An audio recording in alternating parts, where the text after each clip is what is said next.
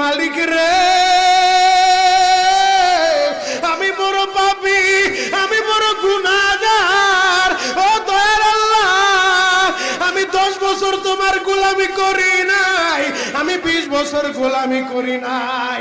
আল্লাহ আজকে মনিরুল ইসলাম শরীয়তপুরি আমার ভাই শোনা গেছে তোমারে বন্ধু বানাইলে ওই জান্নাত পাওয়া যাবে। মালিক রে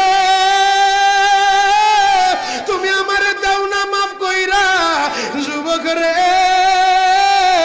যদি কেউ আল্লাহরে বন্ধু বানাইতে পারে তার কোনো আর চিন্তা নাই, তার চিন্তার কারণ নাই গো বাবা। এ যুবক ভাইরা, দাড়ি পাকা বাবাজিরা, সবাই আমার দিকে একটা নজর তাকান। এই যে দেখেন আমি হাতের ভিতরে আহারে টিস্যু দিয়া কাফনের মতো একটা দৃশ্য বানায় ফেললাম। এমন একটা কাপড় আপনার শরীরে একদিন উঠে যাবে, আমার শরীরও একদিন উঠে যাবে। ও চেয়ারম্যান ভাইরা, ও মেম্বার ভাইরা, ও নেতা ভাইরা, ও আলেম ভাইরা, এখন কাঁদতে বলছি শুধু কাঁদবা। জীবনে কত জায়গায় আমরা গোসল করলাম। আহারে কক্সবাজার ঘুরতে যাইয়া সমুদ্রের ভিতরে গোসল করলা, কুয়াকাটায় ঘুরতে যাইয়া সমুদ্রে গোসল করলা। এই যে মাদ্রাসার পুকুরটা ভরাট করছে মসজিদের জন্য, বিশাল বড় ময়দান এখন হয়ে গেছে।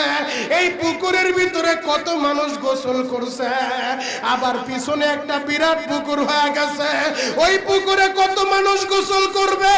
ও সোনামুখীর বাবা গো, তোমার বাড়িতে নিজের টিউবওয়েলে কতদিন তুমি গোসল করছো, তোমার বাড়িতে দামি একটা গোসলখানা বানাইছো, বিদেশি ঝর্ণা লাগাইছো, ওই ঝর্ণার পানি দিয়ে তুমি আর আমি গোসল করি। এমন একটা দিন তোমারও আসবে, এমন একটা দিন আমারও আসবে।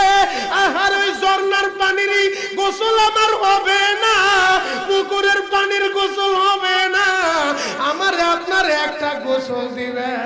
কেমন গোসল দিবে জানেননি?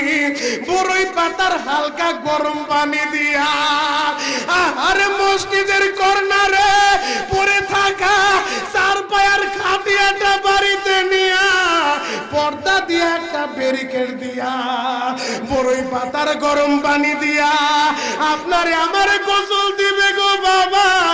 ওই গোসলটা যেদিন দেওয়া হবে